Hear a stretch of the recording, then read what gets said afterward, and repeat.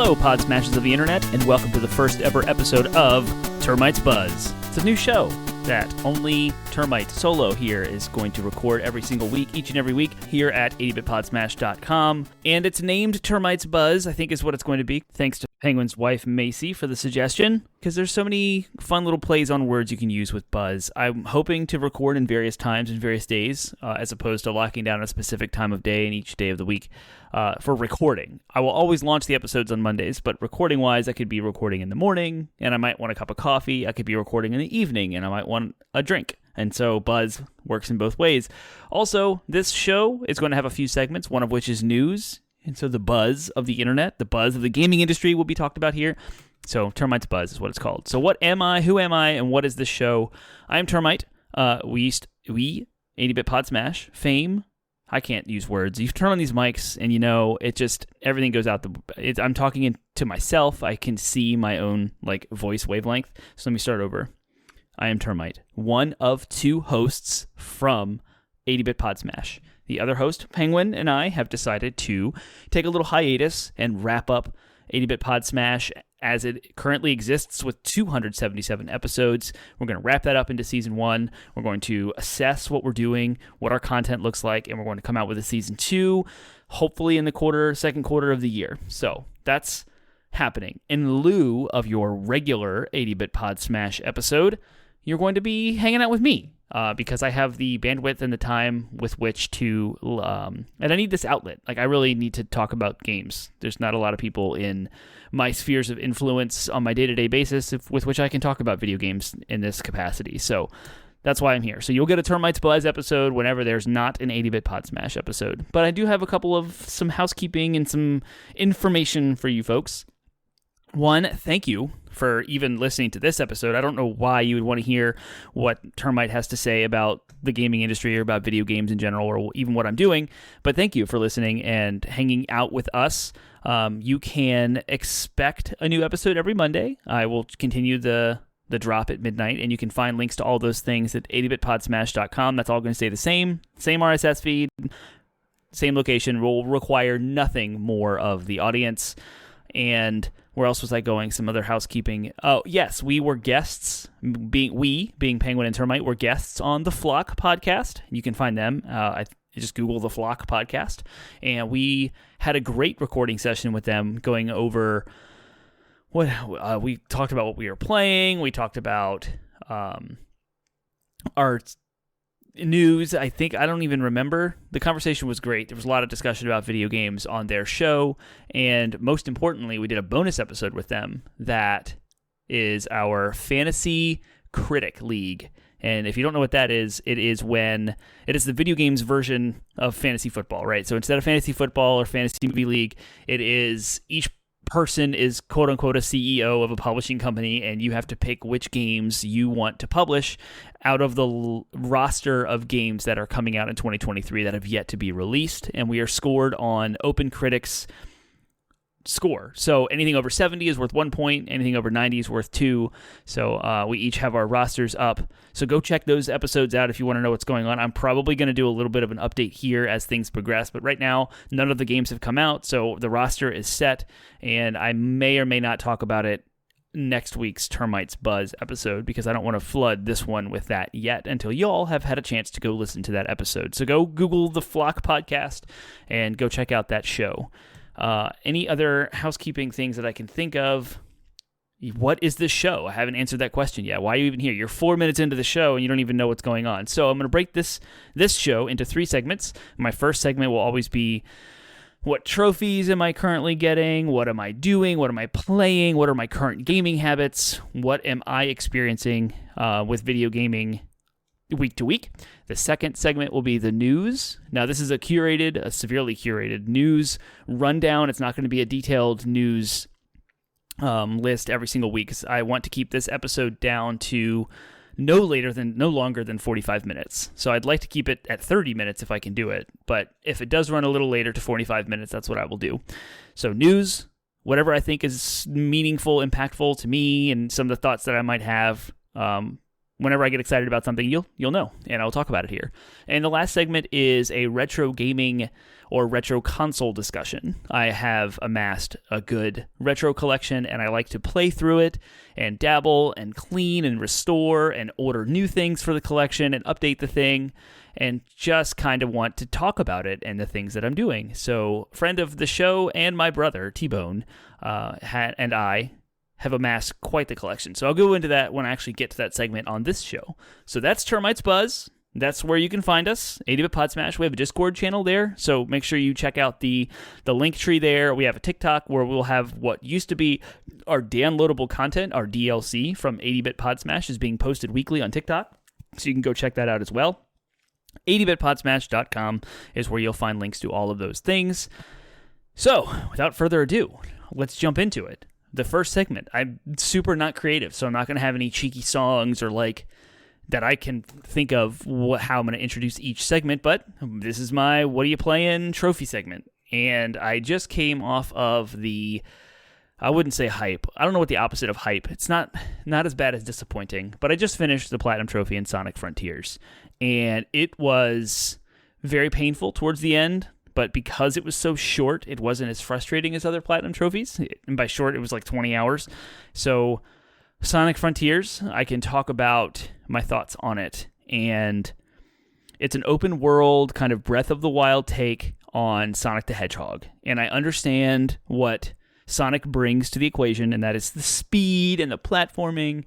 But trying to marry that with an open world concept, what would that look like? I remember there was a lot of critical speculation as the original announcements had come out, and early preview footage and gameplay stuff was shown off for it, and now we're here and it came out. Of course, some reviewers, it rated somewhere between like 6 and 8 between the different review outlets, and I would totally rate this down to like a 6.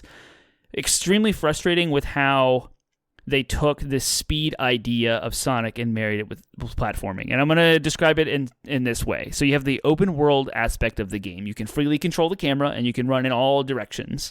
And that's like a state. So I'm going to call that, and this is just my interpretation of it, it's like the open world state.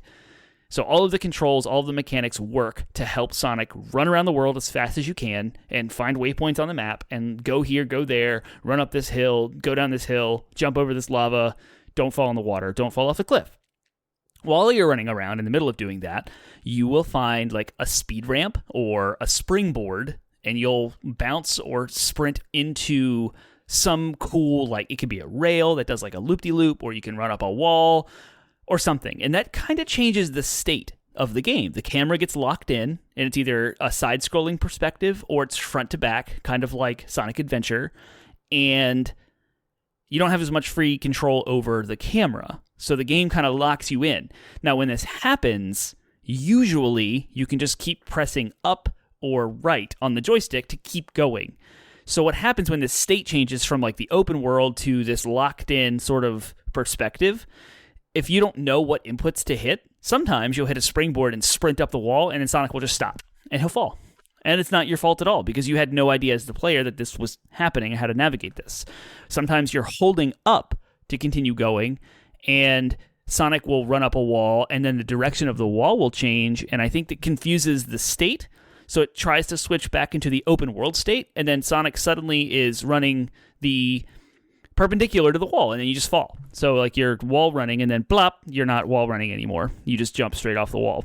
So extremely frustrating switching in controls. I can tell there's a lot of development work, quality control that was overlooked, or they didn't have enough budget or time to do over at Sonic Team. So I don't know what's going on with it over there, but it was extremely frustrating. The combat was they shoehorned an RPG mechanic where you level up your different abilities. You have power and defense, and you can get skills, and then you unlock new combos, and you can do different strategies on the enemies. But given what I just talked about with how the states of the game switch between this open world and the platforming side, there's a combat state as well, and that doesn't work well with everything. So sometimes the camera gets wonky, and sometimes the lock-on system, when you try to do the air attacks, you jump up with X, and I played on PlayStation, so X and the square attacks, and sometimes you have to bounce off of other enemies to get up to the boss that you're fighting, or sometimes you have to grind on rails and jump over. So rails will line up to each other parallel, and you have to switch between the two rails by hopping left to right, and sometimes that doesn't work correctly.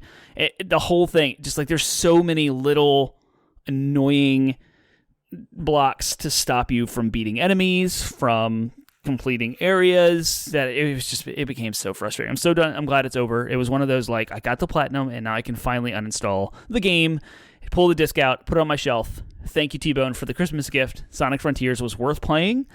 And the last aspect of, I say it's worth playing, even though I just was down on it the whole time. Yes, it's a fine game. It's not bad. The story is, it's there. Nothing really engaging or groundbreaking. There's a couple of little nostalgic callbacks to some of the previous adventures that Sonic has been on with his team. And so there was this manufactured like emotion that they were attempting, where they use big orchestral like music and they build up this scene to be like intensely emotional, but it's not delivering on it. Like, I don't care. There's no player engagement because the writing is not that great and the voice acting is kind of bad. I sound really down on Sonic Frontiers, and hear me. I like Sonic games, and I want Sonic to succeed, and I want Sonic Team to find their groove. And I was hopeful for Sonic Frontiers. The review is in the preview footage came out, and it was like, this is what I expected, mediocre at best. This is what it is.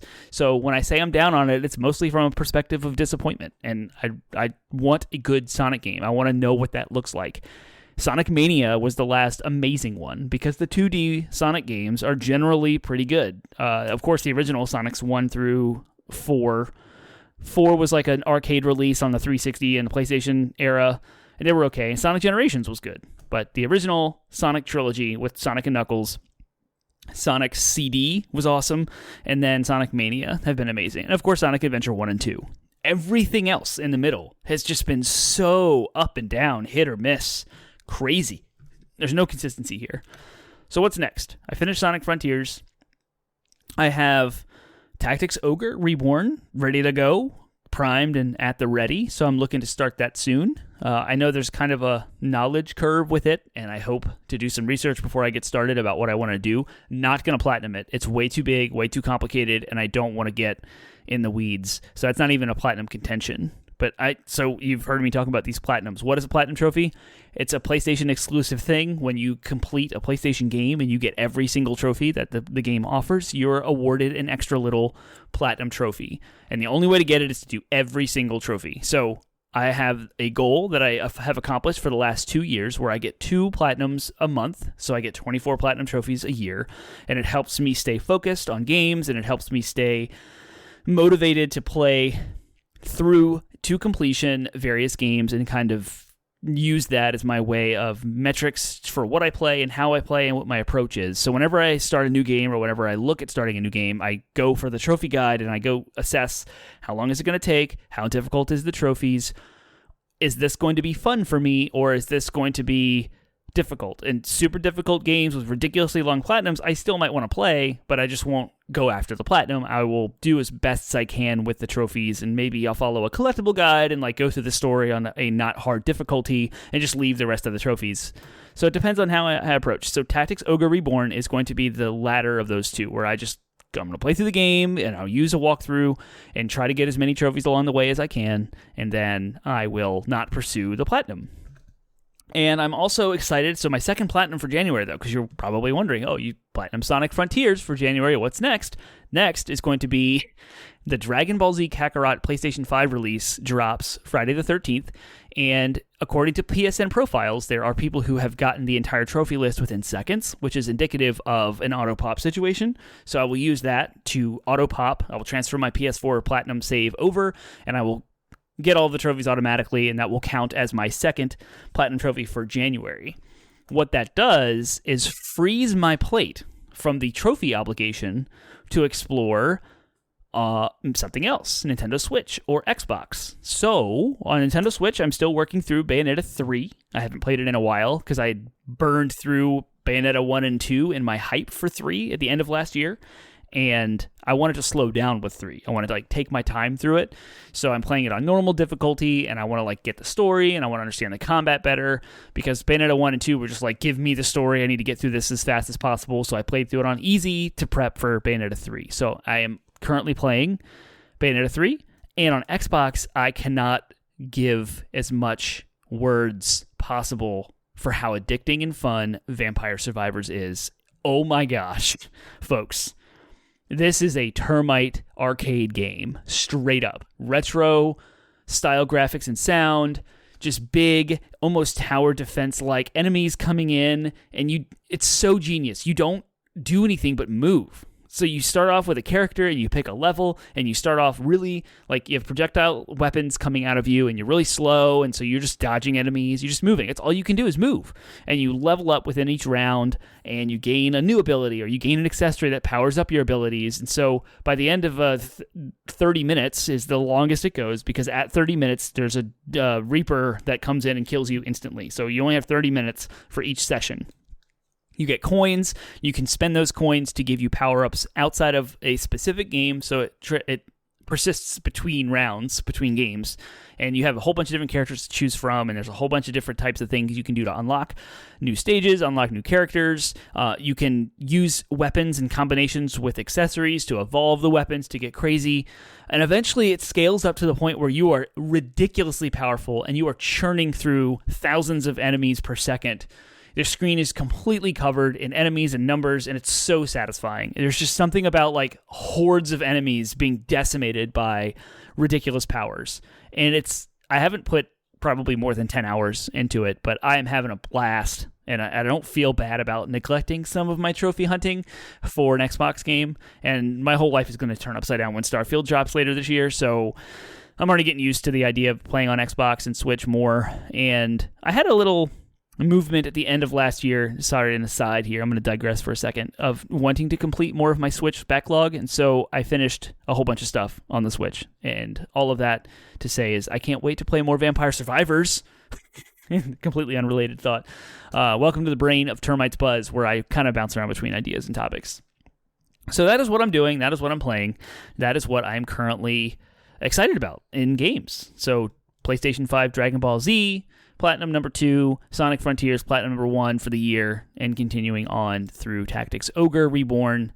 And that is the end of this segment. So my next segment is the news. What is happening in the gaming industry right now? I will start off with the first discussion kind of overall about the PlayStation VR 2.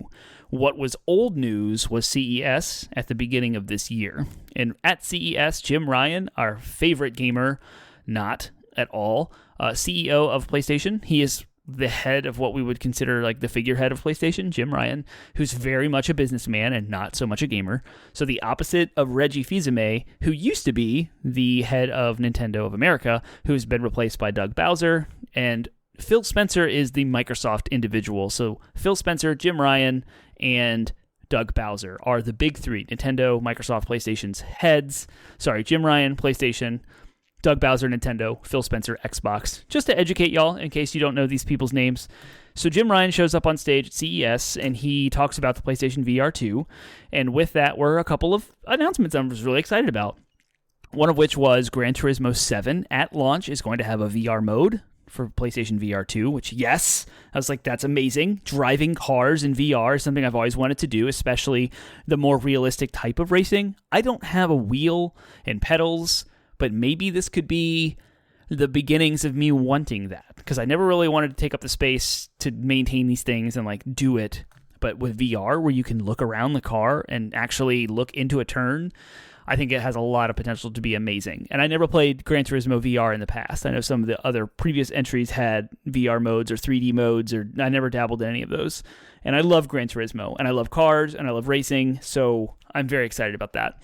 The other announcement was also what sealed the deal in removing any buyer's remorse. I pre-ordered a PSVR 2, as an aside, back when they had the pre-orders. I got the Horizon Call of the Mountain pack, the bundle for, yes, it was $600. And I am very excited to play Horizon. I can't wait. But when they announced there was no backwards compatibility because the tech had changed from PSVR 1 to PSVR 2, I was bummed because most of the library of games that I have from the PlayStation Plus PSN subscription, where they give you free games, I have a ton of VR games that I thought I could play or carry over, and I can't do any of that. So Beat Saber was announced at CES, and I was, yes, that this is a rhythm game where you're using like a lightsaber to slash blocks coming at you, and you have to slash them from specific directions, and you have to like duck obstacles and move side to side to move out of the way of obstacles. So there are things you should hit from specific directions, like hit this block from the top, hit these from the bottom, hit them from the right, hit them from the left, and then there are other things that are like, don't touch this, don't hit this, dodge this, and it's very... Your whole body is moving. It's exercise. It's cardio, but it's a rhythm game, and I cannot wait to play it. It is coming to PlayStation VR 2, announced by Jim Ryan at CES, but there's no release date. A lot of folks are kind of like, duh, this is the quintessential VR experience, Beat Saber. You should do this. And the fact that it was announced was kind of like not a non-thing, but for me, I was extremely excited. I cannot wait. The other big announcement coming out of CES was PlayStation's adaptability controller, Project Leonardo, which looks really cool. Microsoft had kind of come out with a controller that was adaptable for disabled gamers of all types, and so PlayStation now has their answer to it. It's fully customizable, ridiculously open-sourced kind of controller you can plug any other type of device into, and it allows anyone who has any disability to be able to play games, any physical disability from their hands, arms, feet, etc. And I'm very excited that PlayStation is finally taking serious the inclusive movement of accessibility outside of just software, because we know PlayStation has done a really good job. Naughty Dog specifically on The Last of Us Part 2 and The Last of Us 1 remake, and we have Santa Monica on God of War. Awesome accessibility features, so I'm glad to see that. And that's on the software side. I'm glad to see now we have a hardware to meet that need and to fill those gaps and to get gamers to play games and like have no reason not to physically. So I'm excited about that. Some other news that happened. This is kind of a big news. Playground Games leaders form a new AAA studio called Maverick Games. So I'm going to read some tidbits from gamesindustry.biz, an article written by Christopher Dring, so go give them the click. Some of the leaders behind the Forza Horizon series have formed a new AAA game studio in Leamington Spa called Maverick Games. The team is led by studio head and creative director Mike Brown, who was previously the creative director on Forza Horizon franchise. He is joined by other ex-Playground veterans, including executive producer Tom Butcher, CTO Matt Craven, content director Gareth Harwood, and audio director Fraser Strachan. Sorry for the names. Ben Penrose has joined the company as art director from Shark Mob, but was also a former Playground employee, and Ellie Marshall has been named UX UI director. User experience, user interface, following her role as experience design director at EA. So that's interesting news. A little bit of information about Playground Games. They are the publishing or the development studio behind the entire Forza Horizon series. So that's 1 through 5. And back in July of 2020, during an Xbox Games showcase, it was announced that Playground Games was heading up Fable, which is like a faithful reboot. An entire like new Fable, which that franchise has 3 entries in it. So Playground Games is working on Fable. 2 years later, here we are, over 2 years, like 2 years from July, so 2.5, I should say. 2.5 years later, that's interesting that the Playground Games leaders are leaving that studio to go start a new one. So what does that mean for Fable? What does that mean for Forza Horizon's future? Forza Horizon 5 is actively being supported, and there's DLC being developed for it. You can go buy some DLC now. An amazing, incredible game. So the talent here that Playground Games is losing for this new studio is, to me, kind of a double-edged sword. I'm bummed that Playground Games is losing this talent, but I'm also extremely excited about an entirely new studio with this talent. Like, what kind of games can they do, and why did they leave? So some quotes from this article. In 2021, we shipped Forza Horizon 5, which was a thrill to work on, Brown told GamesIndustry.biz. As much as I had an amazing journey at Playground, I was asking myself, what's next? Do I stick with this fun, good job, or do I look for other opportunities? This opportunity came up. I was asked what my vision would be for a new studio, and luckily, I had an idea in mind. Brown says he's looking to build a studio where taking risks are encouraged and culture where staff are encouraged to speak up, which is interesting because Playground Games is an Xbox Game Studio, under Phil Spencer's domain, and the fact that they're citing taking risks and encouraged to speak up or not encouraged at the current situation. I wonder what the culture is like over there at Playground Games. And some more quotes. Games are made in a very certain way that brings with it real security. We know that if we do things in a row, we will hit this date and the game will come out. I think there are other ways where you can still hit that date, but also do a load of new things on the way. It is a truism that you can be creative or you can be cautious, but you can't be both. You either decide to mitigate risks, which limits creativity, or you embrace risks, which releases creativity. We're going to build a team where we really encourage them to take creative risks, to try new things, and really celebrates that as part of our culture. So my take as Termite, we have an episode of 80-Bit Podsmash where we talk about indie studios and publishing companies and what the business looks like and the business model, etc., and how capitalism is in direct opposition to creativity because publishers are not going to fund studios to make games that are risky and might not be able to get that return on the investment, right? So these folks leaving Playground Games, which seems to be a very solid Forza Horizon studio, Fable being a previously existing IP and kind of safe. Like, we know from Microsoft's perspective, they can do money like that will sell, right? Fable is well known. It was a wonderful series. Those 3 games were awesome on the 360 and the original Xbox. So we can see that is a reason for this move. And in a landscape where lots of studios and publishing companies are consolidating, and that's citing the acquisition of Activision Blizzard from Microsoft, as well as Bungie going to Sony. And so we're seeing lots of consolidation in the games industry. To see this happen, where some people from Playground Games are branching off to create a new studio, I wonder who will fund them. And I don't think there's a lot of information out there about what the funding is going to look like or what publishing company will pick them up to do that. And as I am scrolling through this article, it looks like there is Sega Hardlight and Sumo Leamington were blank sheets of paper. And being part of a larger organization like Sega and Sumo were a lot of things already there, but this is a blank notebook. Okay, so that was someone else who's came from there. So yeah, we don't know who's going to fund their studio, who's going to give them money, what they're going to make. We know nothing. We have no idea. Is this going to be another Xbox Games studio? We will find out in the future, I suppose. So yeah, that happened. The next and last piece of news that I want to share, I don't want to talk about the Ubisoft thing. Yes, there was like some cancellations and stuff with Ubisoft. They're shoring up, and there was unannounced games they're not going to make anymore. It's kind of like no news, but Ubisoft's hurting right now, so I'm just going to leave that there. The last piece of news that I do want to talk about before I jump into my last retro segment, as we're 28 minutes into the show, is there's a developer direct live stream coming out of Xbox and Bethesda on January 25th. So I'm going to be watching this live as it happens, I hope. I haven't looked at my calendar to ensure that I can make it live, but I will definitely be giving my thoughts on this show. So in 2 weeks, I believe, 2 or 3 weeks, you will hear my entire rundown of my take on it. But for now, it is just an announcement of a show that will happen, and here's some details about what it will entail.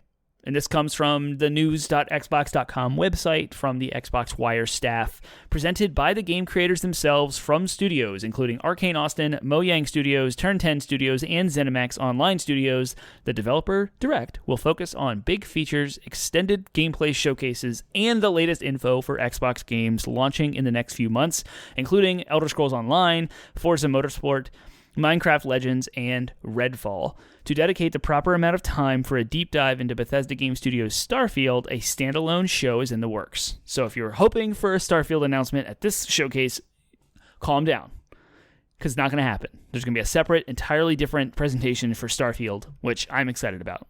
So what I'm the most excited about for this January 25th presentation is what they have to say about Forza Motorsport and Redfall. Elder Scrolls Online is great. For those of y'all who are playing it, wonderful. Love that for you. Not my thing. Minecraft Legends, also, I have no stakes. I don't really have a preference to play Minecraft-related things, so Minecraft Legends, I'm glad that it's out there. I hope you find something from this presentation that wets your whistle. Not mine. So Forza Motorsport is a complete reboot, rebranding of the Forza franchise. This is the completely separate from Forza Horizon from Playground Games. This is Turn 10 Studios' take on professional racing simulators. This is the Gran Turismo rival, competitor, etc. And there have been 7 Forza games, and they're called Forza Motorsports, and they're very serious, buttoned-up, professional motorsport racing games. So this is their new take. and they've already showcased it a few times. Crazy, ridiculous graphics, new systems at play with weather and dynamics related to weather and how it behaves on the track with puddles and bumps and scratches and like rubber going down on the road and how the grip changes over time. So it's overhauling physics, overhauling weather, overhauling all of the things, and graphics, of course, and it looks awesome. So I want to know more. I want to know what's going on with Forza Motorsport. I want to know how the career mode works. I want to see what I'm going to be experiencing as a player.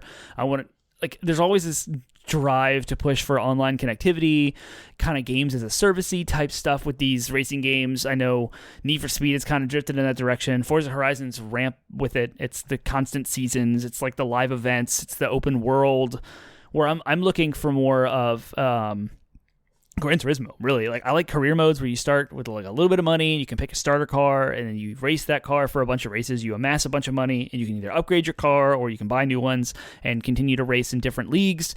And I like what they've done from the past. The original Forza was very linear, and as the Forza games have come out and released it's like you can start to race any car in any league you would like, and they kind of shape the other competitors in the race. They put you with 8 to 12 AI controlled racers. Usually they're all in the same class, so it's kind of fair. In the past, you could just upgrade your car ridiculously more than everyone else, and it would kind of be like easy mode, where as they've progressed through all 7 Forzas, they've focused on a whole bunch of stuff, balancing and things. So I'm just curious, what is Forza Motorsport, this reboot? What's it going to look like? How's it going to play? What's it going to do? And I'm excited about it because I love racing games, as I just expressed earlier about my Gran Turismo 7 VR mode. And then, of course, Redfall, the next game in Arcane Studios lineup, developers of Deathloop and previously Dishonored, if you know that. I'm very excited about Redfall from what they have shown. It's an open-world co-op FPS, and they're the studio, specifically Arcane Austin, behind Prey and Dishonored. So I'm going to read a little bit of the segment from the main games page, so on Xbox.com. Redfall is an open-world co-op first-person shooter from Arcane Austin. The town of Redfall is under siege by a legion of vampires who have cut the island off from the outside world, trapped with a handful of survivors squad up to create a perfect team of vampire slayers in open-world action. Of course, being an Xbox, this is now me talking, being an Xbox game, it will come to Game Pass on day one. I won't have to pay anything for it as long as I have my Game Pass subscription ready to go. So if anyone wants to play Redfall with me when it comes out, I'm looking forward to what that will be. In fact, I do believe I have it on my Fantasy Critic lineup. Let me see.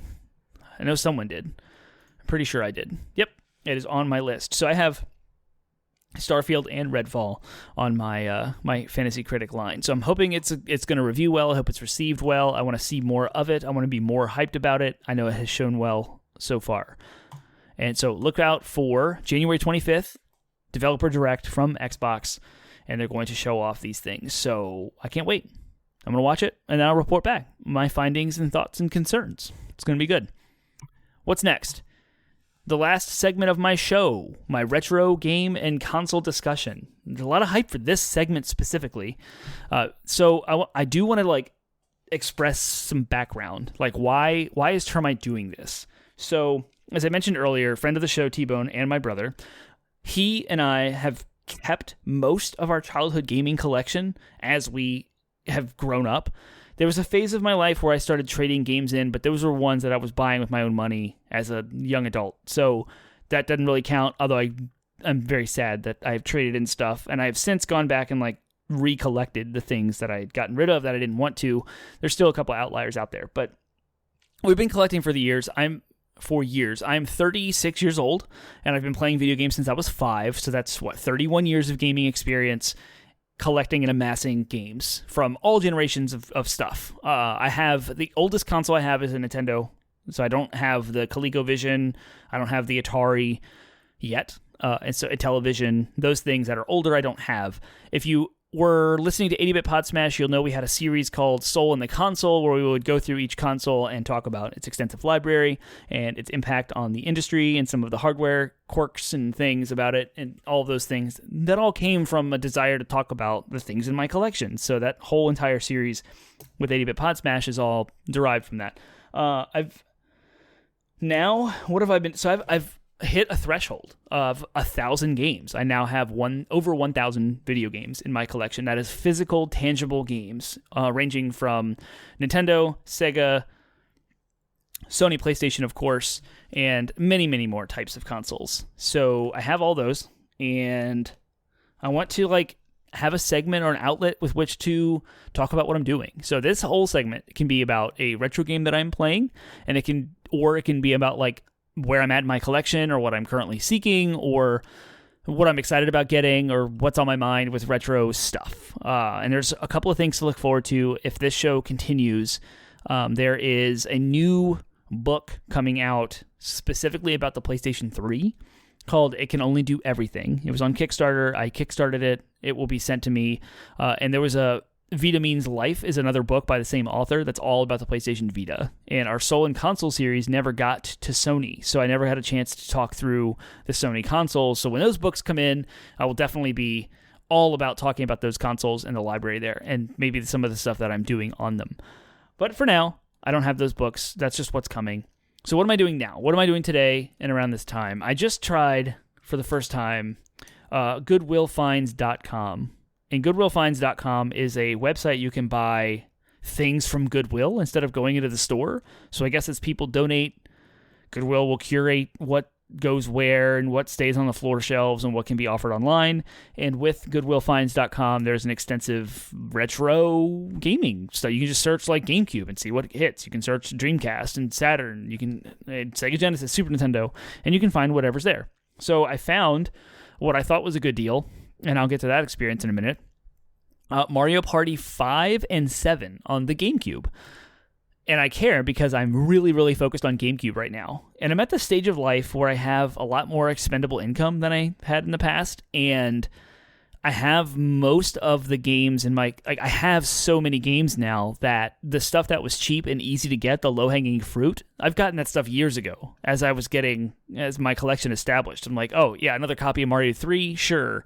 Super Mario World for Super Nintendo, we had that originally. But as I'm now finding it harder to get what I want, because what I want is the harder to find stuff and it's more expensive, I now have to slow down. I got to pump the brakes. For example, I picked up a copy of Sonic CD for the Sega CD for $100, and that was a one-off purchase. I'm like, okay, well, that's that. What would have been a trip to E-Star Land or Dawnstar Games. E-Star Land is in Chantilly and Dawnstar Games in Richmond, Virginia, both in Virginia. I could go in there and drop, $50 and come out of there with a stack of games. And so I'm slowing down now, and I'm more focused on getting the harder to find, more expensive games. And I'm not so much worried about finding a deal as I am finding it complete in box with everything it comes with in good condition. And an example of another more recent purchase I picked up was Metal Gear Solid The Twin Snakes, which is the remake of Metal Gear Solid 1 for the GameCube down at Dawnstar Games in Richmond. It was $120, and so, okay, well, I'm going to pick that up. And it was in great condition. It's one game, and I know they're expensive, but I've spaced it out now, so the rate of the money I'm spending didn't really increase that much, but the rate at which the number of games I'm collecting went down a lot. So I just picked up Mario Party 5 and 7, and I don't recommend goodwillfinds.com at all. That's a terrible situation. So I've only bought one thing from here, and I got a notification email when I purchased the product, which is great. Here's your order confirmation. Here's the prices, the itemized breakdown. And then I got a shipping notification. Sweet. What I didn't pay attention to was what was in the shipping notification, where it only indicated the price, not the items itself. And so each item, the total order was $150, which I thought was a good deal because each of those Mario Party games has gone for over $100 in the past. So I was thinking, wow, that's $150 for $200 worth of games. I'm not a deal seeker right now. I'm not looking to save money, but this was both games complete. They looked like through the pictures that they were in good condition, and it was a good deal. So I was like, yeah, I'm doing that. I'm going to jump in. I'll take this kind of low risk purchase through Goodwill Finds. So lo and behold, I got my shipping notification. I'm like, sweet, it's going to come in on this day. And sure enough, the package showed up at my house the day they promised it would. It's like, awesome. I go out and I get the package. I'm extremely excited to open them all up and talk about it here on the show. And only Mario Party 7 is in there. Where's Mario Party 5? So I go back and I check the confirmation of the order. Yes, I log into the website. I check the order. Yep, I have 5 and 7 together. And then I check the shipping confirmation, and I realize that the price, for some reason there's no actual itemized list, it just shows the price of the order, was for only Mario Party 7. So I have no idea where Mario Party 5 is. I have no clue. And I emailed their customer support. I've got no response. I did a little research on Reddit. Seems like other people are having the same issue, but their packages just show up.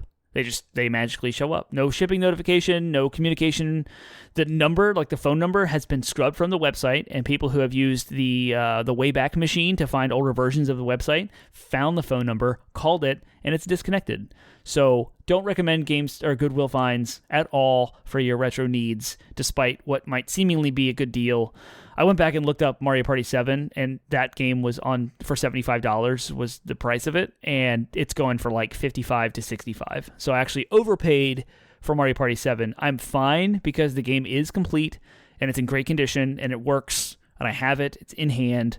I have cleaned it all up. So whenever I get a new game in my collection, speaking of cleaning, the first thing I will do is assess it. I'm like, what is this condition? How does it look? What does it do? And if it's a cartridge, of course, it has to be cleaned because of the physical connection. If it's a disc, there's probably some scratches on it, and I'll just wipe it clean with a cloth and test it to make sure it works. And discs are more, I can't say more likely to work because some of them are in pretty bad shape.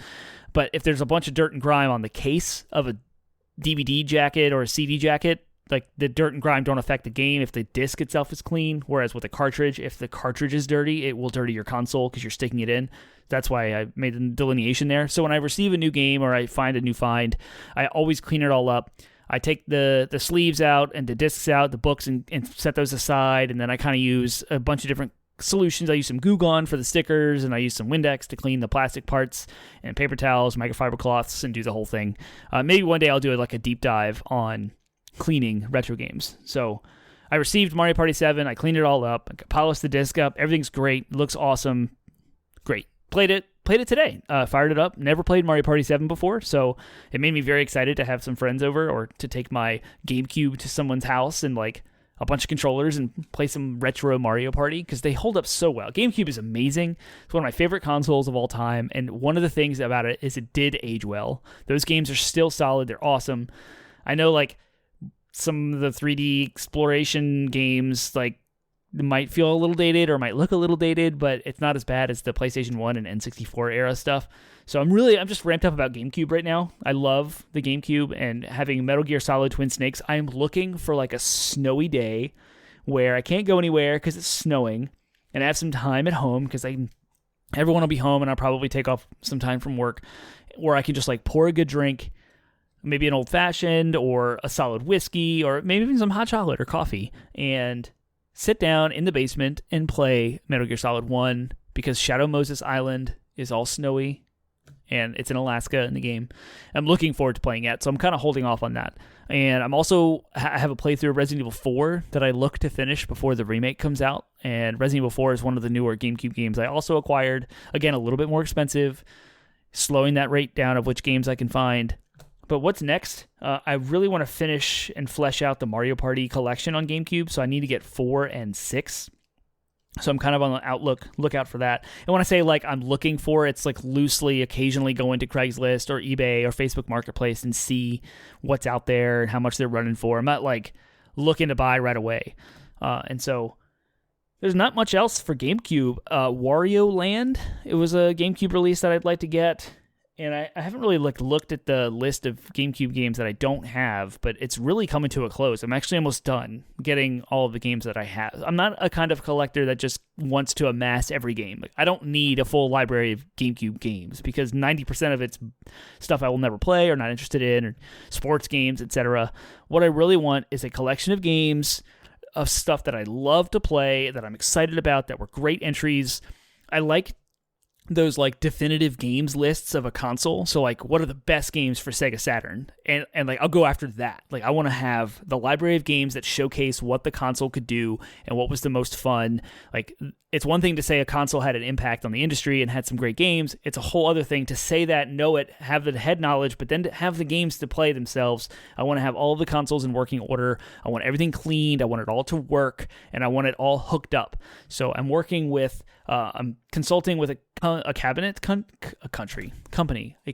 company, words Termite, a company that comes in and builds custom cabinets, and I will have, hopefully, whenever you all see some live streams in the future, some custom built cabinets and shelves and things to display my collection, because it's kind of a museum where you have all this artwork and all this great, like, I have the boxes and the CD cases and things, and I want to showcase all of that stuff. But I want it to be practical. I want to be able to play it. This isn't one of those things like locking games away behind cases, or like having brand new sealed rated games on a shelf somewhere. It's like, oh, this is 96 rating, it's just worth $10,000. Like, it's not really the money value, although that's exciting. It's not about that. Like, it's about playing the games, making sure they work, making sure they're complete, where I can pore over the manuals again like I did when I was a child, and have the time to just sit down and experience the pedigree of a publishing company or a development company, and be able to, like, experience it. So when I read, oh, there's Street Fighter 6 is coming out, and there's an article in Game Informer that's all about Street Fighter 6 and its development history and all these other Street Fighter games, I want to, like, go down and be inspired to play Street Fighter, the old ones, and, like, see where they have come. And that's just one example. I'm not super excited about Street Fighter 6, but I'll probably play it when it comes out. So who knows? That's where I'm at. Mario Party 7 was fun. I had a good time with it. I played a few mini games. Love how fast and snappy the GameCube is. Everything's at 60 frames per second, at least I think. I haven't really experienced much first-party Nintendo games that are not. Super easy to pick up and jump right in. I was playing just as well as I was on the Switch with Mario Party Superstars, which is the newest one on the Switch. And it has, like, it's kind of a remake of Mario Party 1, 2, and 3. Not a remake, but they took games and the board games and some of the mini games from each of the old Mario Parties and brought them forward, which is fun. So this Mario Party 7 is just as easy to play, and it's just as approachable as the newest ones on the Switch. So that's it. That concludes the first episode of Termite's Buzz. And look at that, I ran late. Who would have thought? 46 minutes talking into the mic for your enjoyment. Again, you can find me at 80bitpodsmash.com. That's our landing website with links to all of our social media platforms, Facebook, Instagram, Reddit, Twitter, as well as our Discord server. Please, please, please give me your feedback, thoughts, comments, questions, concerns, and ideas, because I would love to answer. I would love to answer questions. I would love to respond to feedback. I can change the show. It's all mine. It's easy to adaptable. I don't really have a long-term plan. I'm just kind of standing this up temporarily until 80-Bit Podsmash comes back in full form. Again, go check out the Flock podcast, where we, Penguin and Termite, 80-Bit Podsmash, guested on their show, and we have the bonus episode all about the Fantasy Critic League. I don't know what you call the thing, which is called Fantasy Critic Games. So go check that out. You can get our full list of all the rundown of the roster. And that's that. So without further ado, I look forward to seeing y'all next week.